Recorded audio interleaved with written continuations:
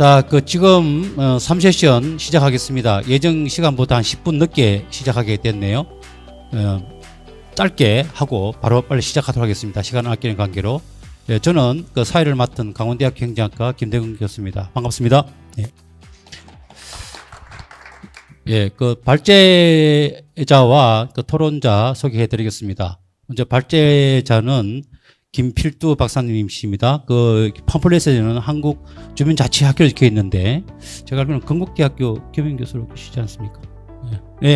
경국대학교 교수님이시자 한국 주민자치학회, 직함을 가지고 있는 것 같습니다. 김필두 박사님이십니다. 교수님이십니다. 박수를 맞아주시기 바랍니다. 자, 토론자분들께서는 세 분 아래에 계시는데, 나중에는 또 별도로 소개하지 않겠습니다. 자, 먼저 신윤창 강원대학교 명예교수님이십니다. 그 다음 박기관 상기대학교 부총장이십니다. 그 다음 권혁순 강원일보 상무이사이십니다. 논술 주관이시기도 합니다. 자, 그러면 우리 발제자 분들께서 한 25분 전후로 해서 시간을 활용하시기 바랍니다. 마이크 넘기겠습니다. 방금 소개해받은 김필두입니다. 이제 시간이 조금 지나가지고 가능한 한 20분 정도 발표를 드리겠습니다. 제가 발표할 내용은 읍면동회 그리고 통리회의 제도화에 관한 겁니다. 스웨덴에 민주주의 다양성 연구소라고 있는데, 민주주의 다양성 연구소에는 각 국가의 민주주의 수준을 이제 4단계로 평가를 하는 것 같습니다. 첫 번째 단계는 자유민주주의 국가 단계고, 두 번째 단계는 선거민주주의 국가, 그리고 세 번째 단계는 선거 독재 국가, 그리고 네 번째 단계는 독재 국가, 이렇게 구분을 하고 있는데, 거기서 평가하기를 우리 한국은 어느 단계냐, 두 번째 단계로 평가하고 있습니다. 자유민주주의 국가는 아니고 선거민주주의 국가, 이렇게 평가를 하고 있는 것 같습니다. 선거민주주의라면은 선거에 관한 한은 민주적으로 이루어지는데, 선거 이후에는 민주주의가 제대로 작동이 안 된다는 그런 의미인 것 같습니다.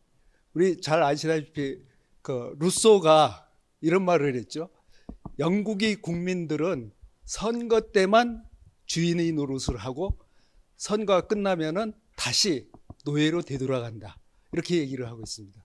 바로 이게 선거 민주주의라는 의미 같은데, 우리도 역시 말로는 지금 국민이 주인이고 주민이 주인이다 라고 얘기하는데, 모든 정책 과정에서 국민이나 주인들이 소외가 되고 있다는 것을 잘 알고 있습니다.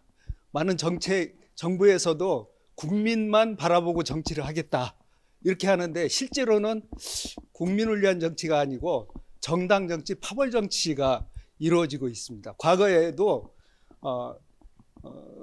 박근혜 정부 때 한참 논의가 됐던 내용 중에 하나가 유치원 3법에 대해서 논의를 많이 했었죠. 그래서 국민의 70%는 유치원 3법을 개정을 해야 된다, 이렇게 했는데 결국엔 개정이 안 됐죠.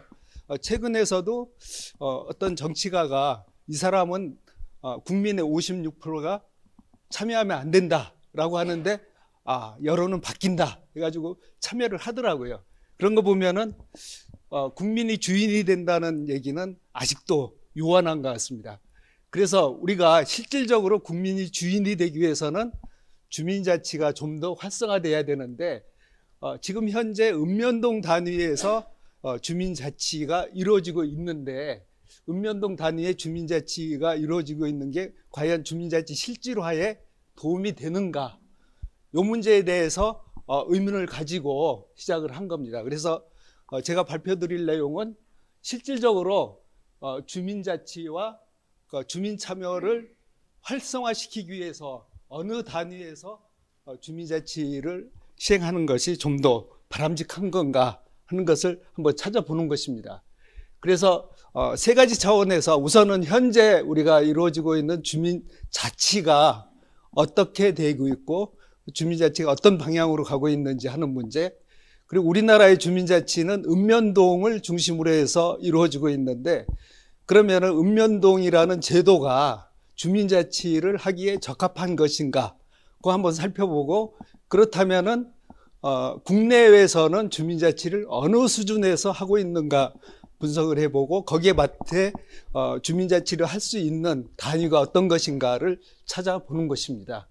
우선은 읍면동 단위에서 우리가 주민자치위원회가 설치돼서 운영이 되고 있는데 주민자치의 설치 운영 조례에 보면은 이게 지금은 많이 바뀌었는데 당초에 처음에 조례입니다. 보면은 주민 편의 및 복지 증진을 도모하고 주민자치 기능을 강화하고 지역 공동체를 형성을 하고 뭐 좋은 말은 다 있습니다.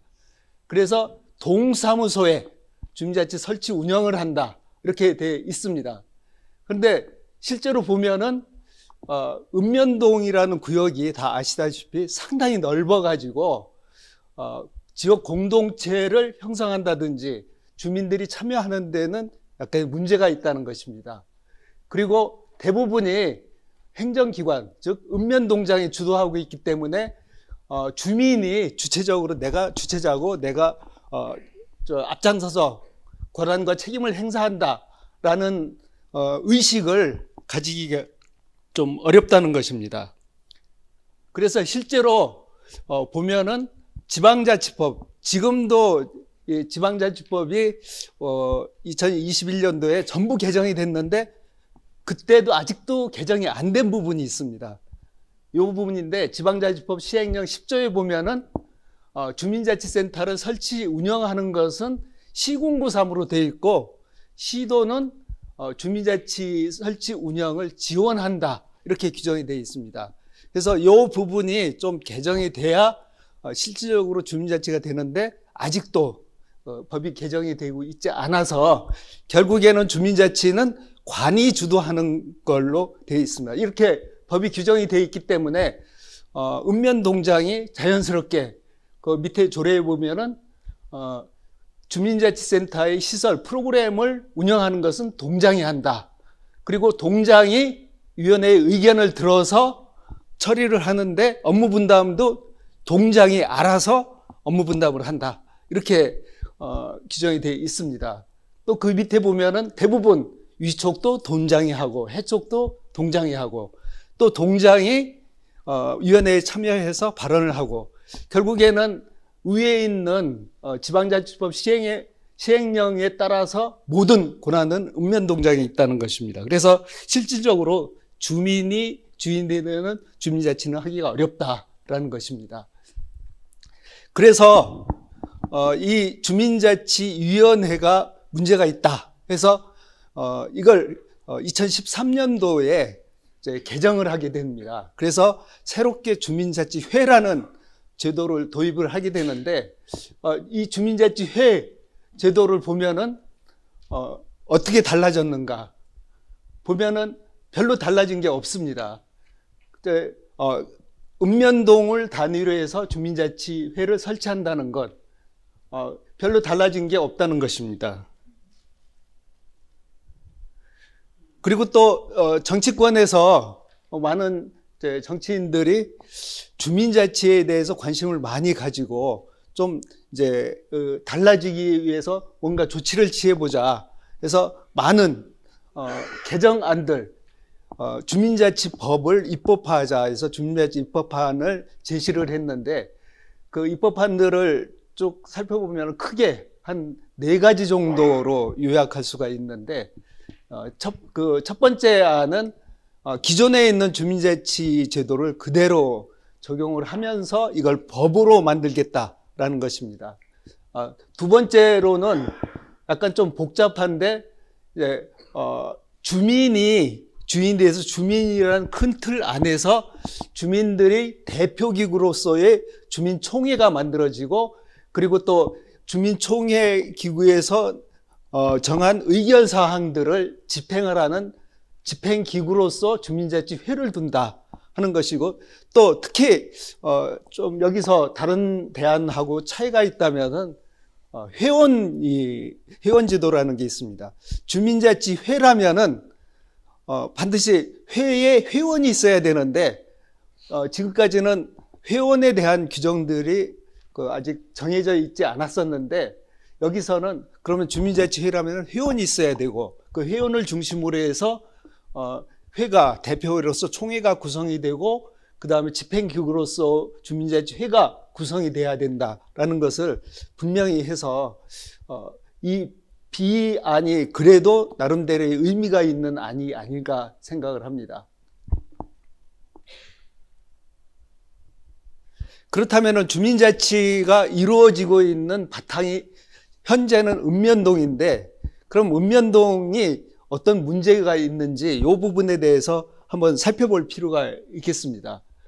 앞에도 잠깐 얘기를 했지만 지금 현재 읍면동장은 지금 시군구청장이 임명하는 시군구청장의 하부 행정기관이라서 자체에 대한 사무가 없고 위임 사무만 처리하고 있는 그런 실정입니다.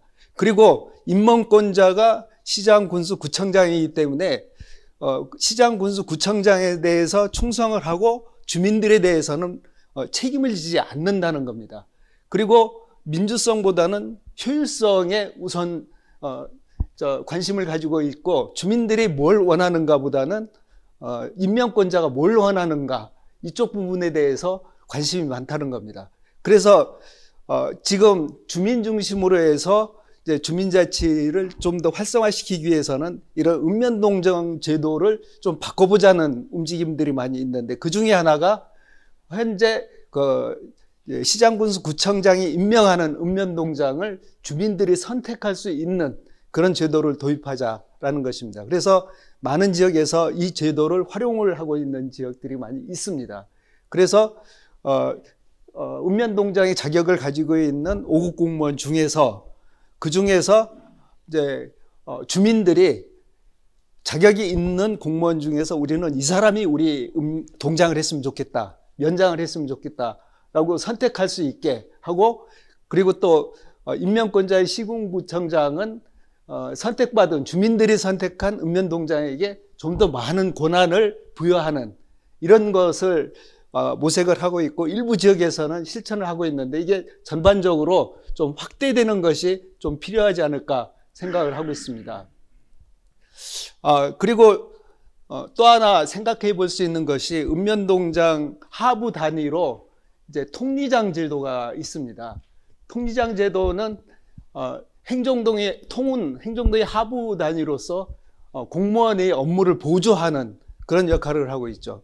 그래서 통은 지금 현재는 조직화가 되어 있는 게 아니고 이제 일종의 거점이죠. 행정 거점으로서 통장을 중심으로 해서 통장이 행정 업무를 대신 처리하면서 이제 전달해주는 그런 역할을 하고 있죠. 그리고 대부분 동장이 통장을 이제 임명하는 그런 절차를 거치고 있는데, 통장의 설치 근거는 이제 지방자치법에 나와 있습니다. 그리고 면 단위나 읍 단위에는 우리가 이장이 설치가 되어 있습니다. 이장은 통장과는 조금 차이가 있는 것 같습니다. 그래서 과거에 이 단위에서는 나름대로의 자치가 이루어지고 있는데, 이제 보통 이장들은 동네에서 10년 이상 거주한 장기 거주자를 중심으로 해서 나름대로 지역사회에서 좀 존경도 받고, 그리고 또 어느 정도 인정을 받는 사람 중심으로 해서 마을의 어른으로서 이제 그 사람들 중심으로 해서 임명이 되고 있습니다. 그래서 지방자치법 규정에 따라서 이장을 두고 있는데, 보통은 한 250세대에 한 명 정도 이렇게 되고 있는데, 나름대로의 지역의 어떤 지도자로서 인정을 받고 있는 그런 조직이라고 할 수 있습니다.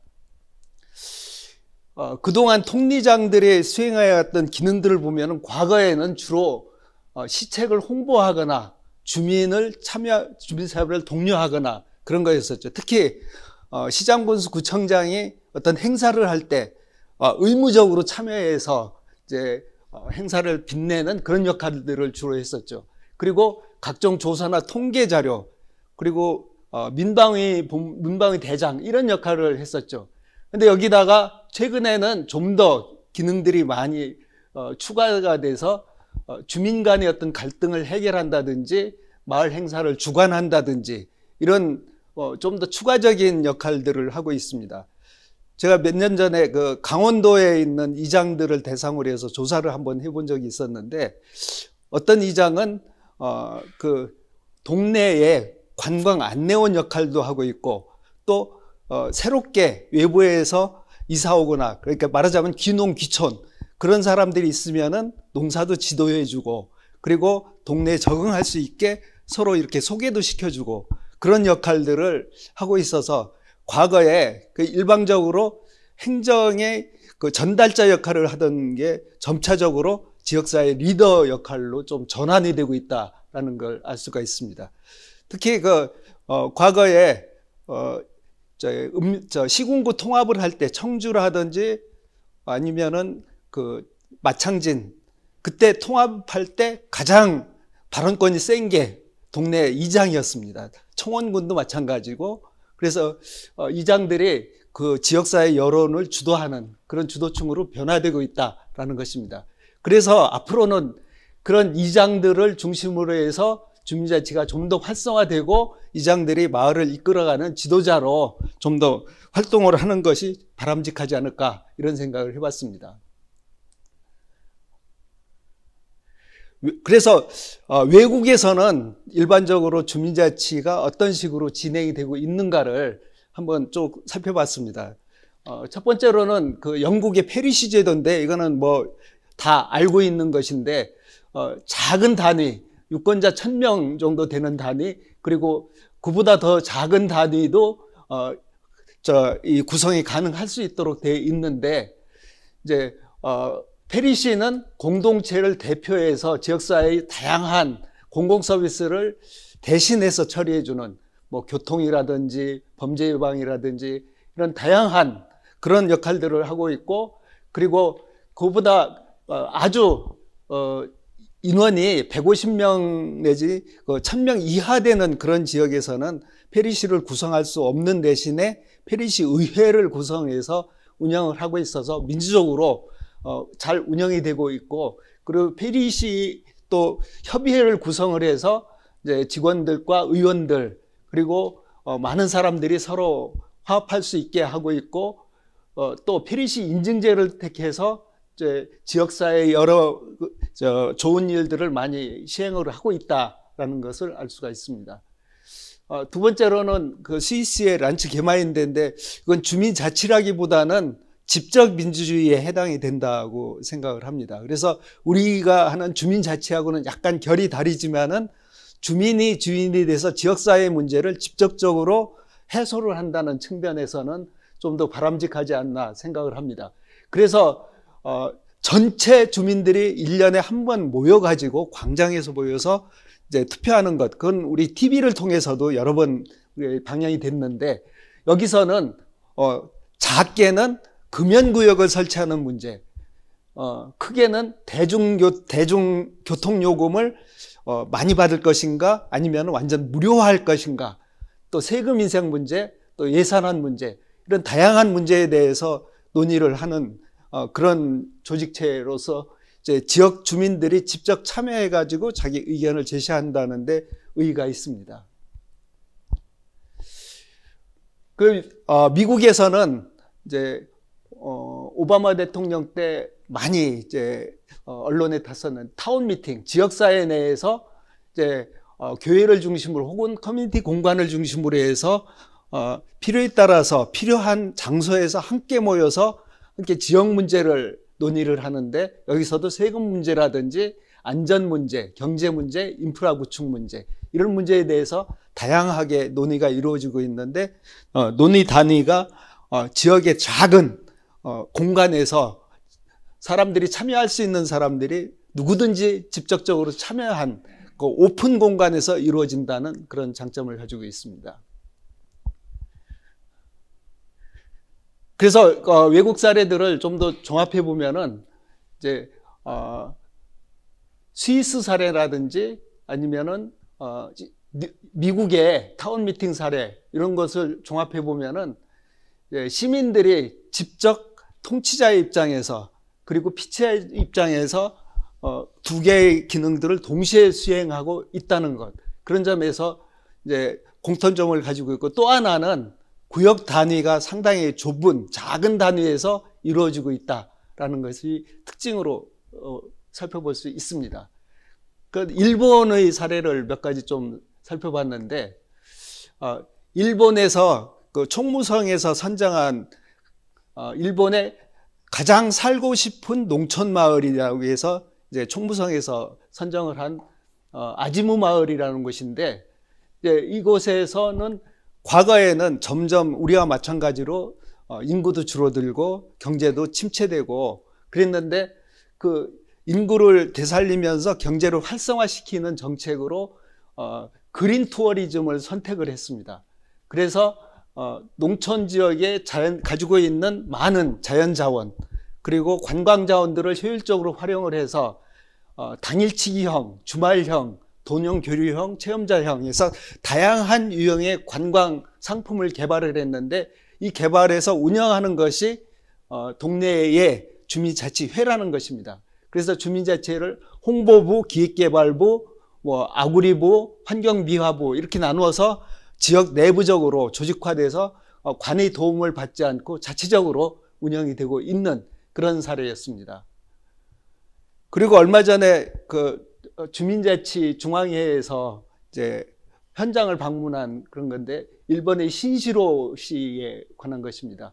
그 일본의 신시로시는 자치단체 내부에 10개의 구역을 나눠서 10개의 자치구를 만들어서 운영을 하고 있고, 그 자치구 내에 지역협의회를 설치를 하고 지역협의회를 운영하기 위한 자치진흥사무소를 설치를 해서 운영을 하는데, 여기 자치구가 시장이 임명을 하고 있지만은 자치구의 대표는 주민들이 뽑아놓은 사람들을 시장이 위촉한다는 점에서 주민들이 직접 참여하는 그런 점에서 주민자치라고 볼 수가 있겠습니다.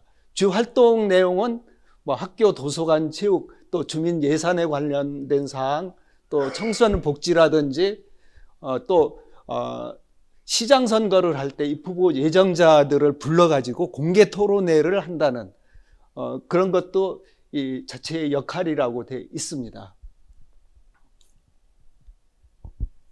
두 번째로는 이것도 역시 일본에 살고 싶은 농촌 마을인데, 가와바 마을이라는 게 있습니다. 이 마을은 인구도 줄어들고 계속해서 침체되고 있는데, 이 마을의 특징은 동경에 있는 세다와가구하고 자매결연을 통해 가지고 이제 지속적으로 자매결연을 통해서 세다가야구의 고향 같은 역할을 하고, 그리고 또 주민자치에도 도움을 받는 그런 조직이었습니다. 그리고 국내 사례를 보면은 이거는 그 농림축산부에서 정한 우수한 농촌 마을인데, 여기서는 양구의 약수마을이라고 해서 텃밭이라든지 이런 걸 통해서 자립경제를 이룩한 마을입니다. 두 번째로는 프로그램이 우수한 마을인데, 덕산의 누리마을이 돌돌이팀이라고 해서 프로젝트를 통해서 그 지역의 소득도 높이고 지역민들 간의 화합 단결을 도모한 그런 것입니다. 그리고 제주도의 사례들이 몇 개 있는데, 제주도의 금왕리는 이제 마을 조직을 통해서 정기적으로 마을 통회를 개최를 하고, 또 마을 공동 재산을 형성을 해서 그 공동 재산을 운영을 해서 그 운영 자금들을 조합원들에게 나눠주는 그런 식으로 해서 이제 화합도 도모하는 동시에 지역 경제도 활성화시키는 그런 사례들입니다. 비슷한 사례인데, 이제 행원리, 가사리 이런 쪽도 거의 비슷하게 공동 재산을 형성을 해서 그 공동 재산을 공동으로 운영하는 그런 시스템입니다. 또 선월 1, 2, 또 마라도 이것도 비슷하게 운영이 되고 있고, 특히 마라도 같은 경우에는 마을 규약을 통해서 아주 체계적으로 잘 운영이 되고 있다라는 것입니다. 그래서 지금까지 살펴보면은 외국도 그렇고 지금 국내 사례를 살펴봐도 대부분의 우리로 보면은 읍면동 단위보다는 통리 단위에서 시행이 되는 것이 좀 더 주민자치가 잘 되고 있고 우수 사례로 지금 선정이 되고 있다는 것입니다. 그래서 우수 사례를 살펴보면은 우리도 역시 주민자치를 통리 단위로 하는 것이 성공될 가능성이 좀 더 크다라는 것을 알 수가 있습니다. 그렇다면은 이 통리 중심으로 해서 우수 사례 주민자치를 만들 때 바탕이 되는 좀 논리를 아까 전상규 회장님께서 친밀도라는 이론을 제시를 했는데 비슷한 겁니다. 공동생산 이론이라든지 관계제 이론, 특히 친밀 권역 이론 이런 것들을 통리 단위로 주민자치를 할 때 바탕이 되는 이론이라고 생각을 합니다. 그래서 우리가 통리 단위로 주민자치회를 구성을 할 때 어떻게 했으면 좋은가 간단하게 좀 말씀을 드리면 우선은 통리 단위로 회를 구성을 하는데 전체 주민들이 참여하는 주민총회가 있고 총회에서 회장을 선출을 하고 그 회장이 전체적인 주민자치 조직을 구성을 해서 운영을 하는 것인데 구성은 회원국과 사무국, 사업국 이런 식으로 구성이 돼서 운영을 할 수 있도록 하고 있고 보통 연 2회 정도 총회를 개최할 수 있도록 그렇게 일단은 구성을 해봤습니다.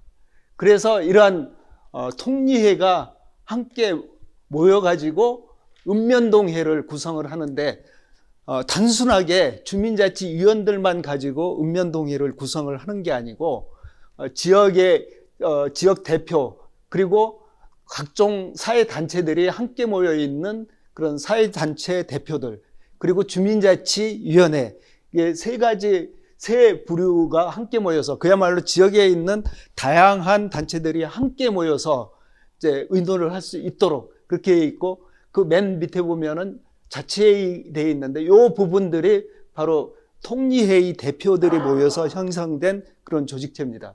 그래서 주민자치 통리회장뿐만이 아니고 지역사회단체 그리고 지역대표 함께 모여서 구성이 되어 있는 그런 읍면동회를 구성을 할 것을 제안을 할 것입니다. 이게 이런 모양들은 2년 전에 주민자치학회에서 종로형 주민자치 모델을 만들면서 일단 만들어진 모형인데 이걸 좀 더 다듬어 가지고 전국적으로 좀 확산을 시킬 수 있으면 좋겠다라는 생각을 가지고 있습니다.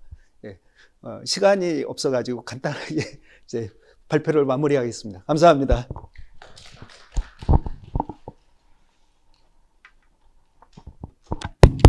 네, 김필두 박사님 설명 발제 잘 들었습니다. 그럼 바로 시간을 더 아끼기 위해서 바로 토론을 들어가도록 하겠습니다. 제가 토론문을 아까 미리 받은 자료를 통해서 봤는데 각각의 의견들이 다 독특해서 좋은 토론이 될 것 같다 하는 생각을 했습니다. 순서를 정하기도 힘들 것 같아요. 각각 이렇게 특색이 있어서. 그래서 이게 안내 자료에 있듯이 그냥 그 이름 적힌 대로 그냥 순서를 했으면 좋겠습니다. 그래서 순서로는 박기관, 그다음에 신융창, 권혁순 요 세 분 이렇게 순으로 했으면 좋겠습니다. 먼저 박기관 상지대 부총장님 토론해 주시기 바랍니다. 네. 네. 방금 소개받은 상지대학교의 박기관 교수입니다. 주어진 시간이 몇 분? 한 5분? 5분. 7분. 예. 짧게 하겠습니다. 우선 김필두 교수님의 발제를 잘 들었고요. 제 개인적으로 많은 공부가 되었습니다. 특히 주민자치가 상당히 30년의 지방자치를 실시해 왔지만은 우리가 단체자치에 상당히 많은 연구를 하고 또 단체자치의 위주로 계속 자치를 해왔는데 주민자치적인 실질적인 권한을 확보하고 또 제도적으로 보장을 더 하기 위해서 이런 아주 중요한 발제를 하셨다는 것을 다시 한번 감사드리고요. 저는 오늘 이 자체가 보니까 굉장히 국정을 주민 자치하고 이렇게 연계시킨 프로그램이더라고요. 그래서 곰곰이 생각해 봤는데 먼저 우선 이 주민 자치가 실질적으로 이루어지려면은 주민 자치회도 그렇고 통리도 그렇고 읍면동회도 그렇고 다 이 형태가 어떻게 보면 자체적인 분권이 제대로 이루어져야지 되는 거거든요. 그래서 우선 이 여러 가지 지금 우리가 논의가 이루어지고 있는데 계엄 이후에 중앙 집권적인 국가의 경영 시스템 이 자체가 지방분권 국가형 형태 시스템으로 바뀌어야 된다.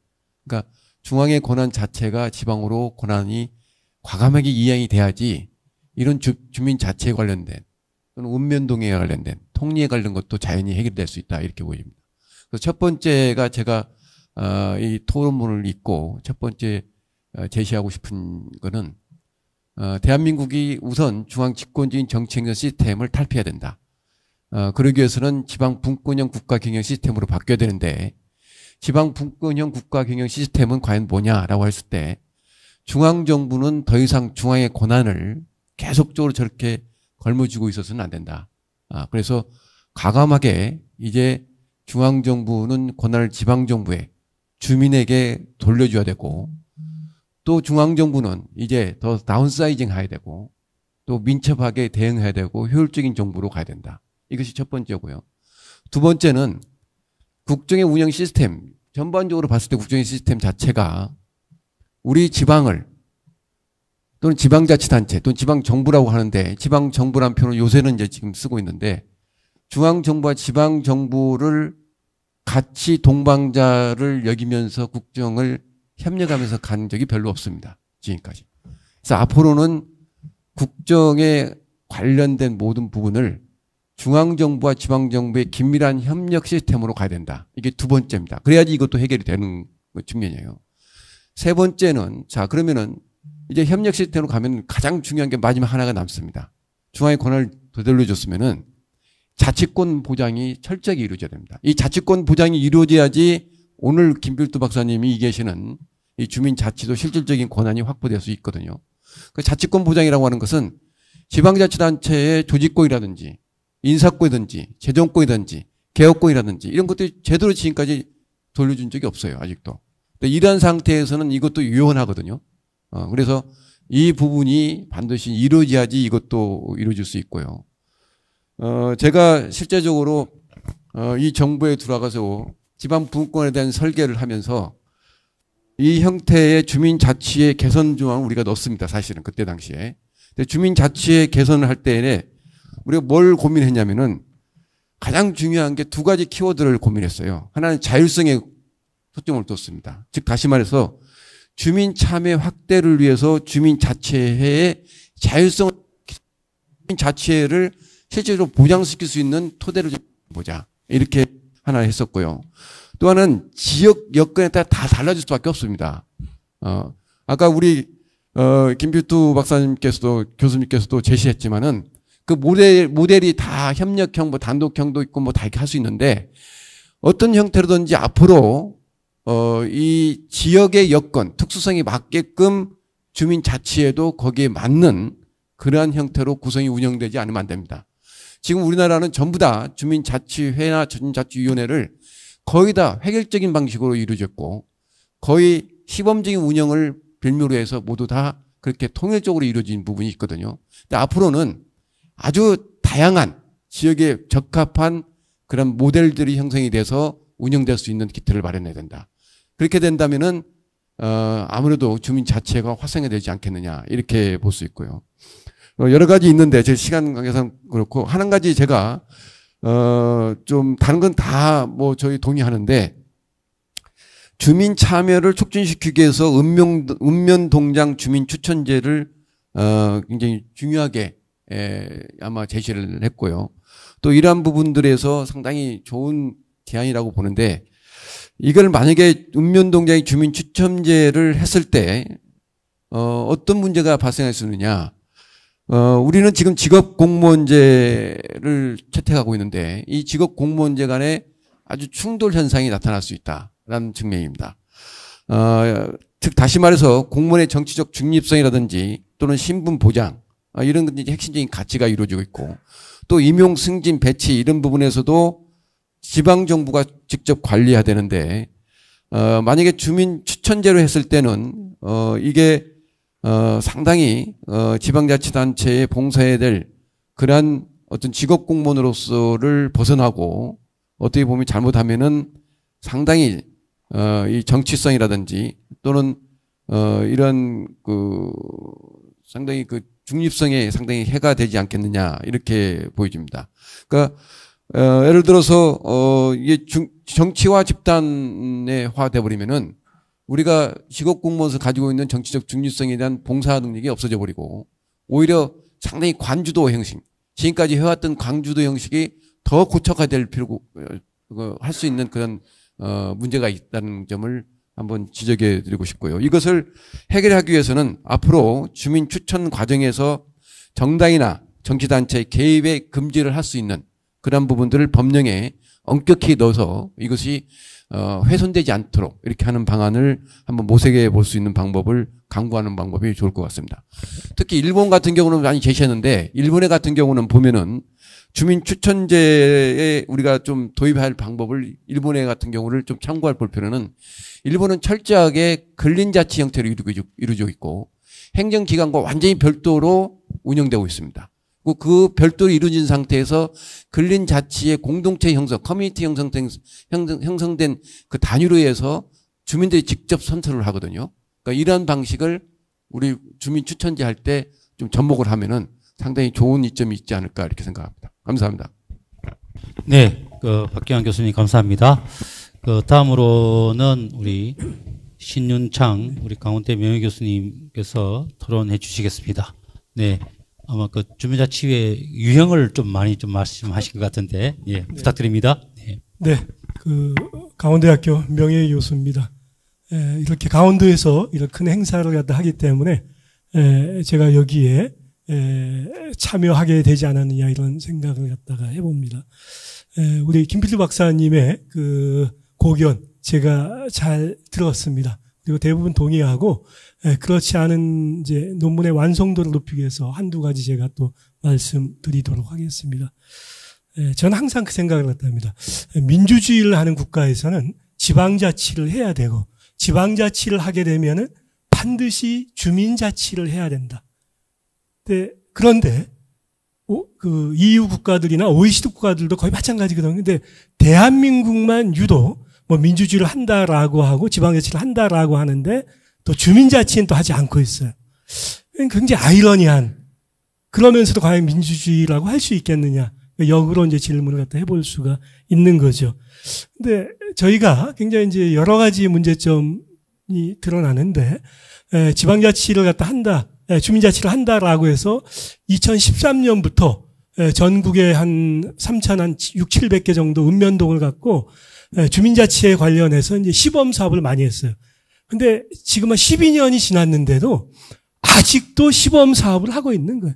그럼 행안부 쪽에서는 주민자치를 하기 싫다는 얘기죠. 그러니까 시범 사업이라고 하는 것은 1, 2년 정도 해보고 문제점이 무엇이고 장점이 뭐고 재원이 어떻게 줘야 되고 어떻게 사물을 배분해야 되고 하는 것을 갖다가 파악을 해가지고 3년, 4년 지나면은 한 500개 읍면동에 시행하고 그다음에 1000개 하고 이런 식으로 해가지고 한 3, 4년 안에 모든 것이 다 시행이 돼야 될 거예요. 그런데 12년이 지났는데도 아직도 시범 사업만을 시작한다? 하지 말자는 얘기죠. 예. 제가 이제 그래서 김필두 박사 논문 같은 경우도 지금 읍면동, 그 다음에 슬러시하고 통리 제도화라고 했는데, 주민자치의 읍면동에도 완전 실시가 되지 않았다 이거죠. 그러면은, 읍면동에 시범 실시하지 않은 시범 실시한 사업에서 무엇이 장점이고 무엇이 단점이다 라고 하는 것을 갖다 끄잡아내고, 그래서 읍면동의 주민자치보다는 통리의 주민자치회가 훨씬 더 설득력이 있습니다. 라고 하는 쪽으로 넘어가줘야지만 논문을 읽는 사람이라든가 발표하는 것도 상당히 논리적으로 체계적으로 맞는데 그것 없이 면적이 넓어가지고 통리까지 넘어가자 물론 좋습니다. 근데 아직도 주민자치의 읍면동의 주민자치가 완전히 실시되지 않은 상황에서 통리까지로 넘어간다라고 하는 것은 굉장히 논리적인 비약이 아닌 것입니다. 그러니까 매년 5년 단위로 특별법이 만들어집니다. 그래서 윤석열 정부 들어와가지고도 2023년 5월 25일 날 지방자치분권 및 지역균형발전 특별법이라고 해가지고 이거 만들었어요. 만들어가지고 40조 1항에 보면은 뿔뿔이 자치를 갖다 활성화시키기 위해서 주민자치회를 둘 수 있다라, 두어야 된다라고 했으면은 읍면동에 다 뒀을 거예요.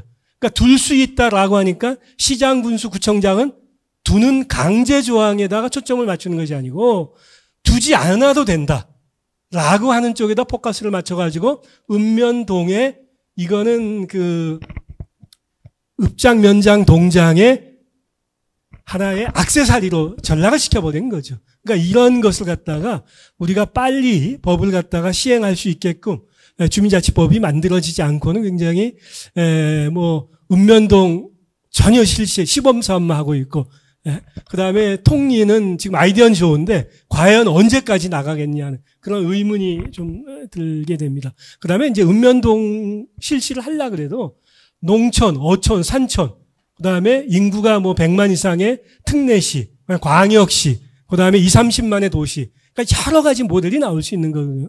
그러니까 그런 모델도 시범 사업을 갖다 하면서 같이 거기에 장단점을 행안부에서 체킹해 내야 됨에도 불구하고 그런 것 하지 않고 매년 그냥 재원 얼마 줘가지고 마을 만들기 사업하고 혼동이 일어나는 이런 경우도 비일비재하더라라고 하는 그런 얘기입니다. 그다음에 이제 그 가장 큰 것이 주민자치회가 만들어지면서 기초나 광역 같은 경우 생활권 단위의 자치는 하고 있잖아요. 도시계획이라든가 그다음에 교통계획이랑 상하수도계획이라든가 그다음에 정작 우리들이 살고 있는 주거 단위의 근린자치, 마을자치, 동네자치는 전혀 이루어지지 않는 이런 쪽에서 이제 문제 얘기가 이제 드러나는데 결국은 그러니까 다시 말해서 시군 기초자치단체의 그 하부 행정기관인 읍면동과 주민자치회가 나중에 어떻게 사무 배분을 할 수 있느냐. 근데 이미 벌써 자율방범대, 새마을의 중앙회, 그다음에 자유총연맹 이런 쪽에서 사무를 다 가져가 버렸기 때문에 늦게 발족이 되는 주민자치회 같은 경우에는 그 사무를 갖고 오기가 굉장히 어려워지는 그러니까 이런 문제점이 또 드러나게 되는 이런 것도 고려해 봐야 되지 않느냐 싶기도 하고 그다음에 가장 큰 것이 재원의 문제인데 이 재원을 갖다가 어떤 식으로 그래서 주민자치의 초기 단계에는 국고보조금이라든가 교부세라든가 그래서 어떤 사람 그런 얘기까지 지금 아파트에 주민세 내는 거 있지 않습니까? 지금 당진시 같은 경우에는 당진시의 주민세를 갖다가 그 주민자치 아예 다 줘버렸어요. 한 1억 5천, 2억 얼마를. 그러니까 그 당진 같은 경우 굉장히 법은 만들어지지 않았어도 시장, 군수, 구청장이 관심을 갖고 하다 보니까 그런 식으로라도 운영을 갖다가 할 수 있는 거죠. 근데 제가 이제 가장 이제 아쉽게 생각하는 것은 지금 특별자치도가 우후죽순으로 막 만들어져요. 근데 명칭을 보면은 강원 특별자치도, 전북 특별자치도, 그러니까 특별자치예요. 그러니까 특별자치의 핵심이 주민자치예요. 그런데 특별자치를 한다라고 해놓고는 규제 완화. 규제 완화 굉장히 중요해요. 먹고 살아야 되니까. 그러니까 규제 완화 플러스 특별자치에 맞는 것도 같이 두 축이 같이 돌아가줘야 됨에도 불구하고 이 지사님이라든가 이런 분들 같은 경우에는 전혀 개념이 없는 거예요. 그러니까 강원도 같은 경우가 지금 강원특별자치도 특례해가지고 3차 개정에 들어갔지만은 특별자치의 정신에 맞는 이런 주민자치라든가 자치경찰 지금 저희가 시행을 하고 있지만은 그것을 제도화시킬 수 있는 이런 쪽의 특례 조항을 많이 만들어서 강원도만의 특이성을 갖고 와야 됨에도 불구하고 그렇지 못하다라고 싶은 생각이 듭니다. 그래서 우리 김수 박사님 굉장히 좋은 아이디어 제시했는데 시범 사업에서 문제점을 드러내고 그래서 통리로 넘어가지 바람직하다 이런 식의 논문 구성이 되면 훨씬 더 낫지 않았겠냐 싶은 생각이 듭니다. 혹시 나중에 시간이 많으면은 또 1, 2분 또 말씀하겠습니다. 네, 감사합니다. 네, 교수님 감사합니다. 네, 다음으로는 우리 권혁춘 강원일보 논술 주간께서 토론해 주시겠는데요. 토론문을 미리 봤는데 굉장히 꼼꼼하게 지적을 해놓으셨더라고요. 역시 그 기자의 정신이 있지 않나 생각드는데, 예, 토론해 주시죠. 네. 예, 저는 그 방금 소개받은 권혁순 강원일보 상무이사 논설 주간이라고 합니다. 저는 이제 88년도에 이제 기자로 입사를 해서 37년째 이제 현장에서 있으면서 한 22년 동안 사설을 쓰고 있습니다. 이제 제일 고민스러운 것이 오늘 어떤 사설을 좀 썼으면 좋겠나. 그리고 제 사설에 나갔을 때 얼마나 많은 사람들이 읽어줄 것인가. 다시 말씀드린다면 이 클릭수가 얼마나 많이 올라갈 건가에 대한 고민을 굉장히 많이 합니다. 우리가 중앙과 지방을 역지사지 입장으로 바라보면 사실 중앙이라고 하는 데에서는 매일매일 이슈가 많고 사건이 엄청나게 많이 있지 않습니까, 이제. 그래서 기자나 아니면 논설일보인데 직접 고민하지 않고 나가도 현장에서 떨어지는 사건, 사고가 너무나 많기 때문에 기사거리가 널려 있죠. 그러나 지역으로 돌아와 보면 그렇지 못합니다. 이게 고민하고 나가지 않으면 하루에 한 줄도 못 쓰는 그런, 이게 어떻게 보면 자치 현실로 돌아와 보면 중앙과 어떤 지방의 격차가 아닌가 이런 생각도 들고요. 제가 오늘 좀 느낀 것은 우리가 이제 학술 토론에 많이 참여해 보기도 합니다만 제가 뭐 다 전문가들이시고 그래서 저는 그거보다도 제가 언론 쪽에 이제 조금 한 가지 말씀을 좀 드리고자 합니다. 오늘 이 학술 토론회에서 많은 말씀들 해주시고 특히 우리 김필대 박사님께서 내주신 그런 논문들도 상당히 제가 전적으로 공감하고, 그런데 문제는 이런 학술 토론회가 토론회로 끝나지 않고 이것을 어떤 그 언론을 통해서 그 기고가 좀 나와주면 그 이슈화가 되지 않겠습니까? 그래서 주민자치에 문제가 있다. 그럼 어떤 문제인지 정말 다 이렇게 전문 지식을 갖고 계신 여러분들이니까 어려워하지 마시고 저희한테 기고문을 보내주시면 저희들이 지면을 통해서 확대 보도하고 또 그것이 이슈화가 되어져서 또 정책에 반영되는 그런 선순환 구조를 만들어 나가는 것이 제일 중요하지 않나 하는 생각을 해봅니다. 그래서 여러분들 스스로 좀 문제를 좀 만들어 주십사 하는 부탁의 말씀을 좀 드리고 싶고요. 사실 저희 강원일보는 올해가 이제 창간 80년이 됐습니다. 구독자 수가 280만 명입니다. 여러분들 써주신 기고문 하나 저희들한테 기고가 되면 우리 280만 명이 같이 탐독하고 보실 수 있다 이런 말씀을 좀 드립니다. 그리고 제가 뭐 질문이라기보다도 이게 주민자치나 근본적인 이런 문제들은 결국은 주민자치가 활성화되려면 결국은 주민들의 참여가 얼마만큼 활성화되느냐가 제일 중요하지 않겠어요? 그래서 저희들도 업무를 하는 데 있어 시대 환경이 엄청나게 변해가고 있는데 AI라고 하는 게 지금 등장을 했잖아요. 그래서 저희들이 과거에 한 30명이 할 수 있는 기자들 취재 영역이 거의 기자 한 5명 정도이면 커버가 될 수 있는 것까지 올라왔습니다. 그러니까 다시 말씀드리면 제가 우리 김필대 박사님 제가 논문을 받고 그걸 제가 AI인데 물어봤습니다. 제가 일일이 다 읽어보기는 좀 시간적으로 제약이 이 김필대 박사님 논문을 요약을 해줘. 그러면 뭐 몇 분 이내에 요약이 나오고 그 다음에 이걸 내가 오늘 가서 내가 좀 토론도 하고 싶고 질문도 하고 싶은데 어떤 질문을 했으면 좋겠나는까지 입력을 하면 3분 이내에 나옵니다. 이 우리 기사 영역도 마찬가지지만 이 AI를 어떻게 활용해 나갈 것인가의 부분들도 우리 주민 참여와 같이 고민하고 공감했으면 좋겠다. 이런 말씀을 좀 드리고 싶고, 제가 질문이라기보다도 몇 가지만 제가 여쭤보고 싶습니다. 이제 통리회장 직선과 관련해서 이게 사실 이 이장 같은 경우에는 우리 저쪽 교고시 같은 거 하면 서로 안 하려고 하는 경우도 굉장히 많이 있잖아요. 또 그렇죠? 현실적으로 돌아보면. 그런데 막상 또 직선을 하고 보면 주민 갈등이 엄청나게 일어날 수도 있습니다. 이게 저희들 언론사로 되돌아보면 부산일보는 편집국장 임기가 1년입니다. 그러니까 365일 선거입니다, 이게. 예, 이게.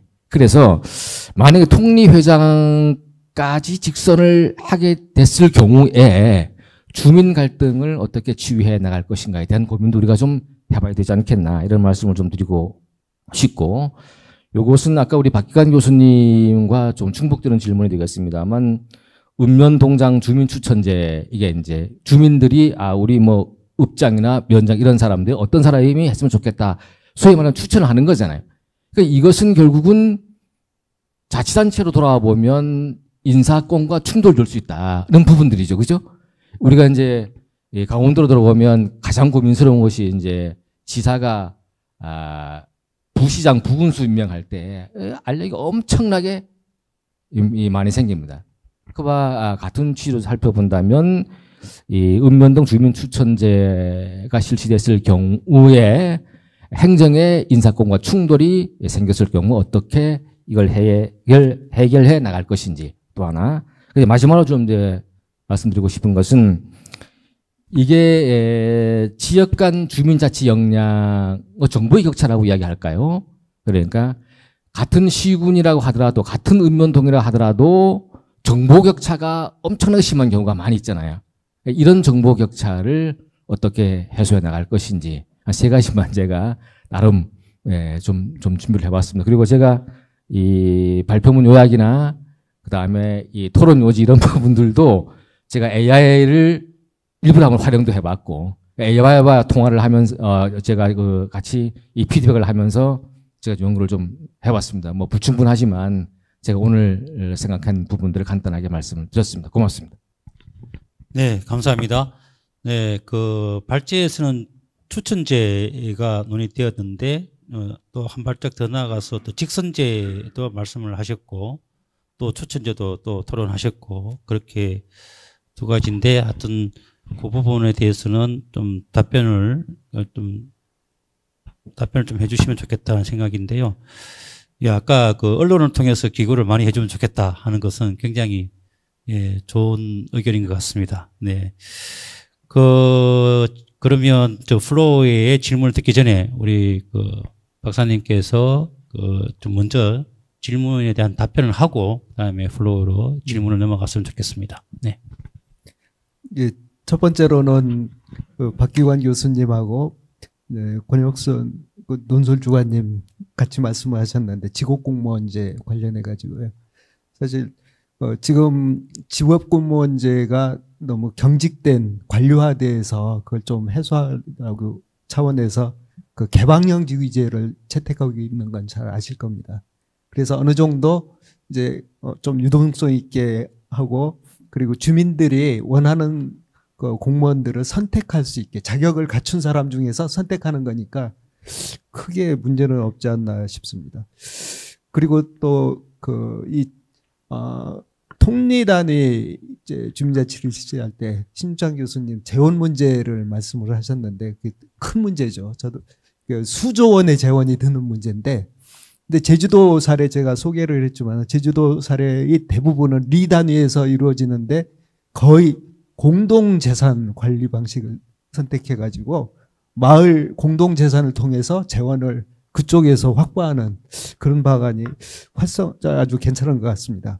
그리고 직선제도로 인해서 갈등 문제도 생길 수 있는데 그거는 상당히 좀 우려되는 사항인데, 그래서 과거에 우리 시골에서 하는 방식으로 이제 추대 방식으로 주민들이 이제 마을의 어른으로 존경받는 어른을 같이 추대하는 그 일본에서 많이 선택을 하고 있는데 그러면 갈등이 좀 줄어들지 않을까 생각을 하고 있습니다. 마지막으로 세 분이 공통적으로 얘기한 것은 주민자치는 필요하다.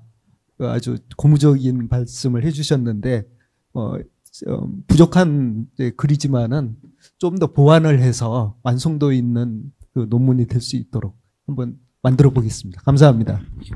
네. 지금 우리 10분 늦게 시작했음에도 불구하고 지금 15분이 남았습니다.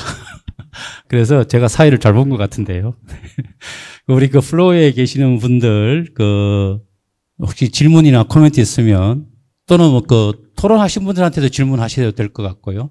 이제 메인은 이제 발제자이니까 발제자께 토론이나 코멘트 있으면 좀 해주시면 좋겠습니다. 네, 제일 먼저 손 드셨는데, 네, 마이크 좀. 네, 안녕하세요. 저는 이름이 고인하고요. 아산시청에 근무를 했기 때문에 지금 말씀을 직업공무원제 개방형 임기제 이게 말씀을 하셔서 실질적으로 정말 그럴 수 있을까라는 것이 이제 제 생각이 들어서 말씀을 드리는 것이 과장급 5급 수준의 공무원이면 상당히 이제 그 공무원 조직 안에서는 인정을 받고 또 능력도 있어야 되고 무엇보다도 그 자리에 올라가고자 하는 그 하위직들이 너무나 많기 때문에 그것을 뚫고 사실 이 직업 공무원으로 개방형 임기제를 예를 들면 읍면동 단위에 모두 세울 수 있을까라는 것은 만약에 위에서 지금 주민자치를 하고자 하는 것이 사실 풀뿌리 민주주의를 하기 위해서 하는 건데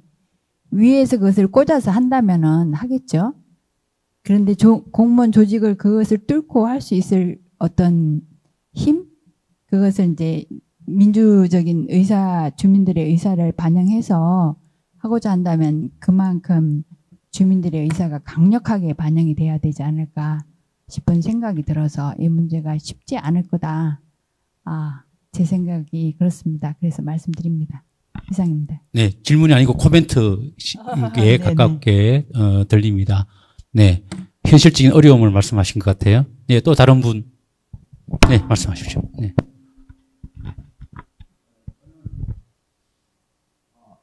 네, 됐습니다. 네. 저는 임동국입니다. 한국주민자치학회에서 주민자치평가원장으로 지금 일하고 있습니다.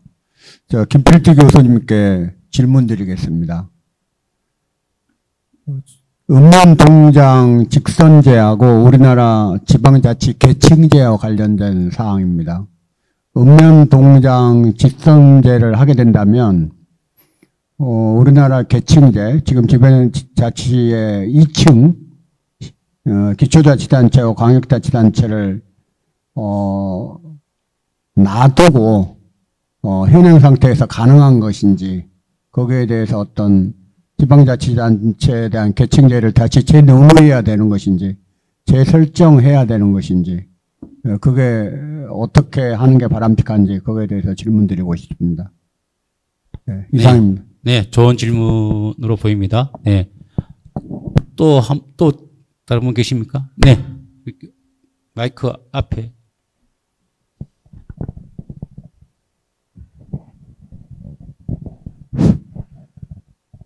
발표문에 대한 약간의 오해도 있어 보이는 것 같아서 이를테면 지금 이 발표를 가만히 들어보니까 주민자치회의 수준을 통리 단위로 좀 했으면 좋겠다 하는 아이디어 차원에서 이렇게 소개를 하신 것 같고요.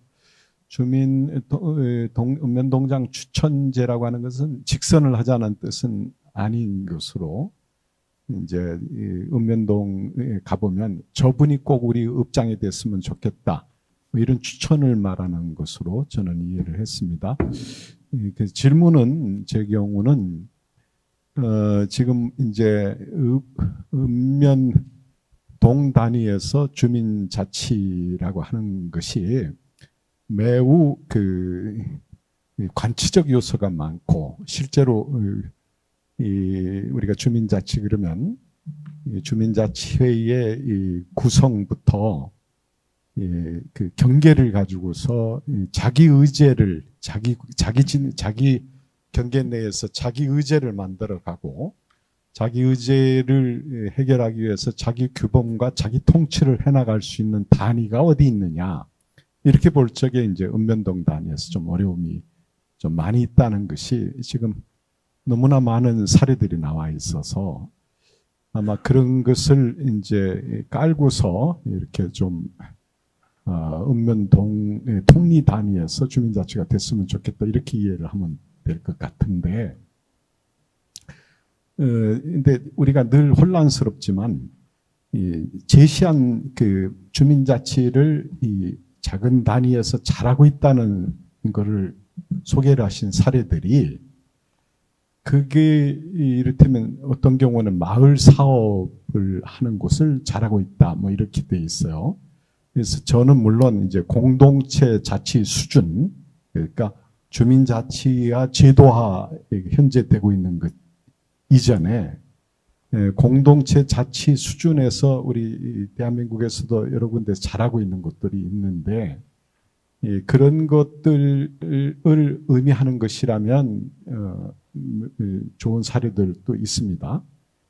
그런데 그런 수준에서 즉 밑에서부터 제도 설계가 밑으로 자연적으로 돼서 주민자치가 그래도 잘 되는 곳들, 이것을 이 제도 설계가 위로부터 밑으로 해가지고 그걸 막아서는 안 되는 상황인데, 지금은 주민자치라는 용어를 풀뿌리에서부터 이미 자생적으로 되고 있는 것을 국가가 주민자치라는 저 개념과 용어 이런 것들을 독점한 형태가 돼가지고 오히려 조금 전에 사례로 제시한 것들이 주민자치가 아닌 것으로 만들어버린 그런 그 과오가 있다고 생각을 합니다.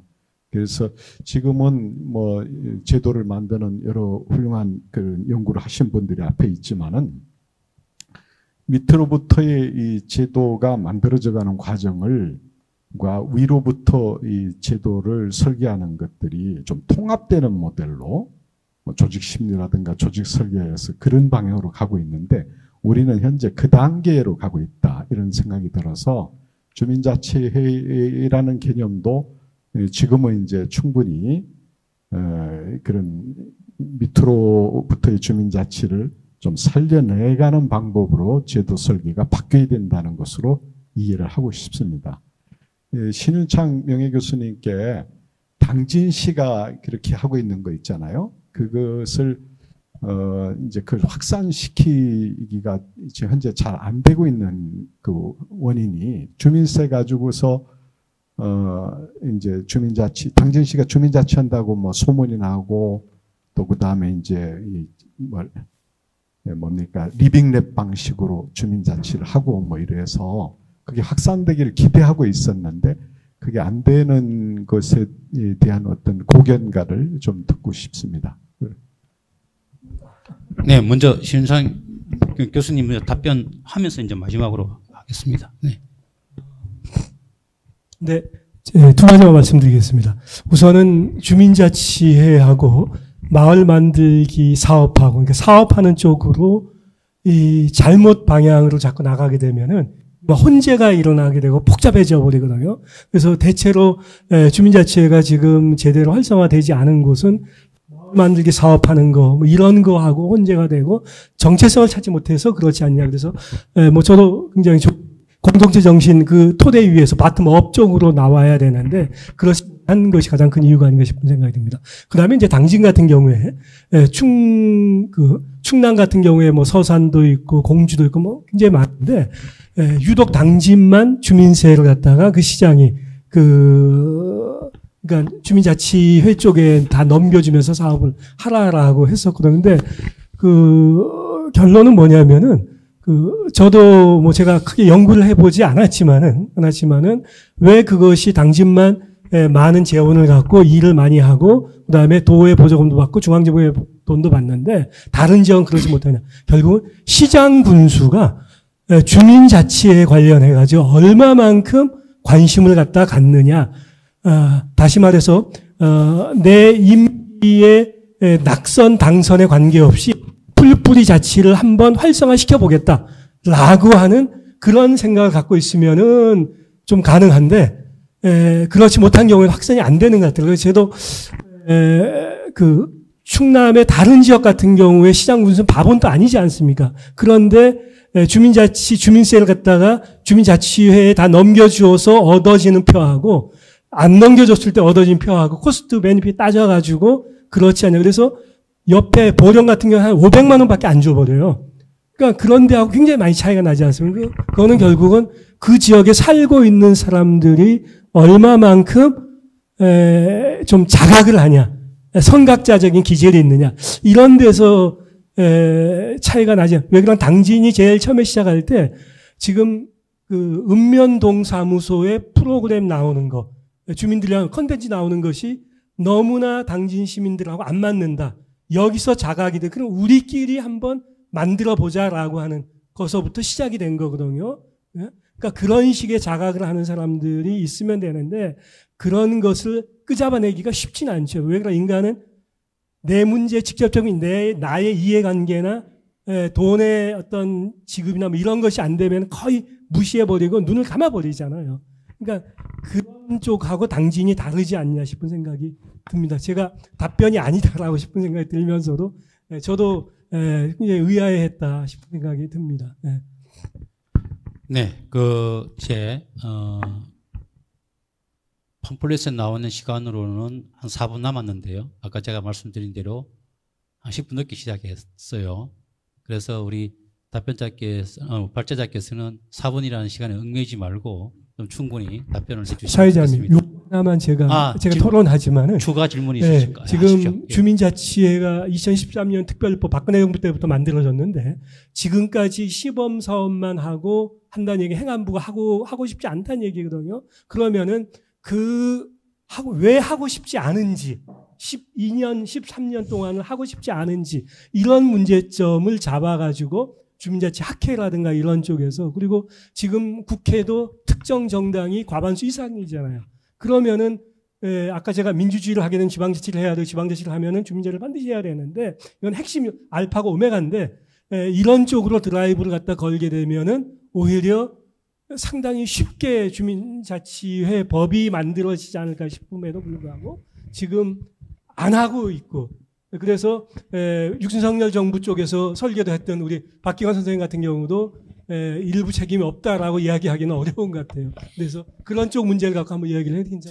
우리 박기관 추가 토론 있으세요? 여기 하세요. 좀 답변을 드려야 될 텐데 저희가 사실상 이 고민을 안 한 게 아니에요. 굉장히 고민을 했었습니다. 왜냐하면은 주민자치회를 어떤 형태의 주민자치를 실질적인 좀 보장을 하는 차원에서 고민을 많이 했는데 지금 가장 큰 핵심적인 어디에 우리가 우려스러웠냐면은 뭐 어떻든 시장, 분수, 구청장 뭐 다 함께 읍면동장이 있잖아요.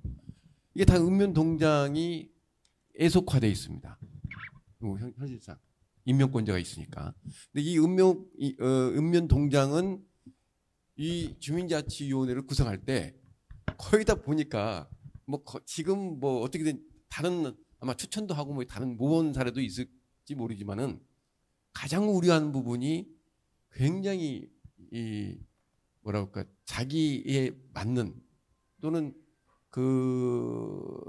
자기 자치단체장을 돕는 사람 이런 쪽으로 위원을 구성하고 이 위원들을 통해 가지고 위원회를 운영하는 방법들을 굉장히 많이 이루어졌었어요. 그래서 이것이 만약에 실질적으로 어떠한 제도적으로 만약에 이 부분이 뭐 장치가 없다 한다면은 굉장히 큰 혼란을 가져오고 어떻게 보면은 정치 세력화되는 이런 부분이 굉장히 있을 것이다. 그래서 그 부분을 굉장히 조심스럽게 있기 때문에 상당히 우리 법 자체를 하지도 못하고 그냥 그런 부분에서 수준에서 놓았다는 것을 말씀드립니다. 네, 박기환 교수님께서 추가 토론을 하시는 바람에 시간을 줄였습니다. 한 4분 이내로 한번 줄여보시죠. 네, 답변을. 네. 두 가지에서 말씀드리겠습니다. 아까 고은하 박사님하고 임동구 원장님 얘기 때 사실 읍면동장을 이제 선거로 뽑는 게 아니고 가령 10개의 읍면동이 있다면은 10개의 읍면동에 10사람의 읍면동장 후보가 있습니다. 그러니까 그 경쟁이라든지 자기 자리를 뺏는 거는 아니죠. 그런데 10사람의 읍면동장 중에서 우리 동에는 이분이 왔으면 좋겠다라고 해서 읍면동장을 선택하는 그런 거니까 자리하고는 상관이 없다는 뜻이죠. 그리고 지역에 따라 조금씩 다른데 예를 들어서 아까 당진시 얘기했는데 제가 당진시에 읍면동장 선출하는데 제가 참여를 해봤는데 거기는 완전 개방형입니다. 공무원뿐만이 아니고 일반인도 참여할 수 있도록 했는데 나머지 부분들은 대부분은 5급 공무원, 동장에 임명하려고 선택해 놓은 5급 공무원 중에서 이분은 우리 동으로 왔으면 좋겠다라고 초청해 가는 그런 거니까 다른 거는 상관이 없다는 생각을 합니다. 그리고 또 하나는 신주환 교수님 뭐 좋은 말씀 많이 해주셨는데 사실 이게 잘 안 되는 이유가 뭐냐면은 정권이 바뀌면은 확확 바뀌더라고요. 그래서 왜 그런가 했더니 너무 관에 의지해서 그럽니다. 저도 강의 많이 다니고 그러는데 가면은 중앙정부에서 무슨 정책을 내놓는가 항상 물어봐요. 그런데 주민자치는 스스로 해야 되는데 자꾸 관이 어떻게 바뀌는지 중앙정부 정책이 어떻게 바뀌는지 그래서 그걸 타파하려면은 관에 의존하지 않고 스스로 할 수 있는 그래서 저는 제주도 사례가 아주 좋다고 생각을 하는데 그래서 우리끼리 할 수 있는 일을 찾아서 하는 것 거기서부터 출발점이 된다고 생각을 하고요. 그리고 제가 읍면동 회하고 통리회를 나눠서 말씀을 드렸는데 여러 사례를 보면은 주민자치는 아까 권혁순 주관님 말씀하신 것처럼 참여가 제일 중요합니다. 직접 참여할 수 있는 바탕이 돼야 되는데 그거는 읍면동보다는 통리가 참여가 적합하고 직접적으로 의견 표현이 적합하고 그렇다면은 읍면동은 참여보다는 협치 쪽이 좀 더 강점이 있다고 생각을 해요.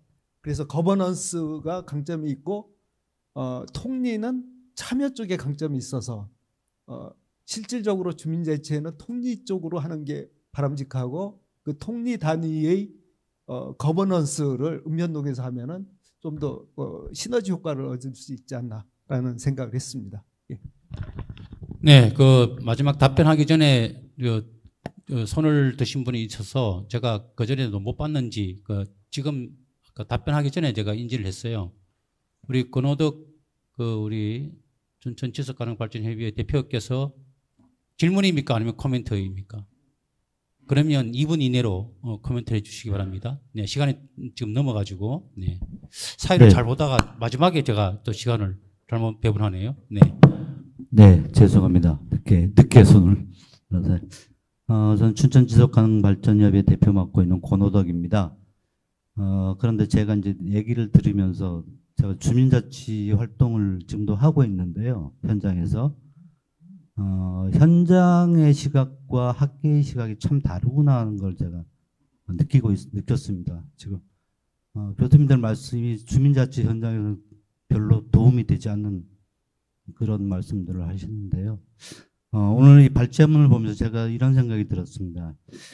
이 발제에서 이야기하고자 하는 게 주민자치 정착 활성화라고 말씀을 하셨는데 관점 자체가 행정제도적인 관점에서 이야기하시는 것 같아요. 그러니까 저희 입장에서 보면 주민자치가 결국 직접민주주의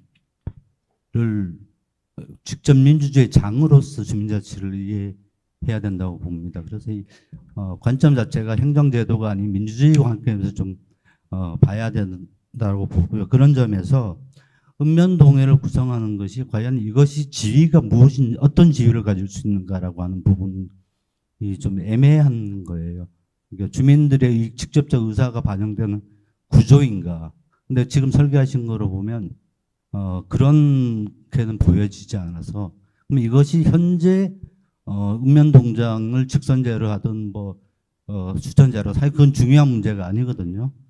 근데 그것에 그냥 자문기구 역할을 할 수밖에 없는 거 아닌가라는 의구심이 좀 들어서 저는 이러한 논의보다는 읍면동을 자치단체화하는 보다 주민주도 그러니까 주민자치의 원리에 맞는 거라면 읍면동을 자치단체화하는 것이 맞지 않겠냐. 그래서 지방자치법 2조에 자치단체 명문화하고 그렇게 함으로써 실제 주민들의 의사가 직접적인 의사가 반영되고 주민들이 마을 단위를 실제 운영해보는 이런 구조로 조금 생각을 해보시면 지금 제가 제기했던 문제들을 조금 다른 부분에서 좀 각도에서 볼 수 있지 않을까라는 생각이 하나 듭니다. 네.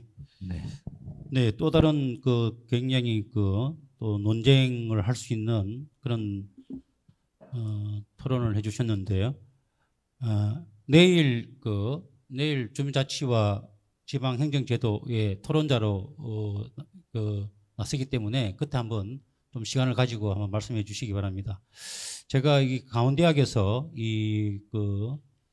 기획 세미나를 한다 했을 때 저는 그 토론자 분들을 추천할 때 시민사회 단체에 있는 분들을 좀 많이 섭외를 하려고 했어요.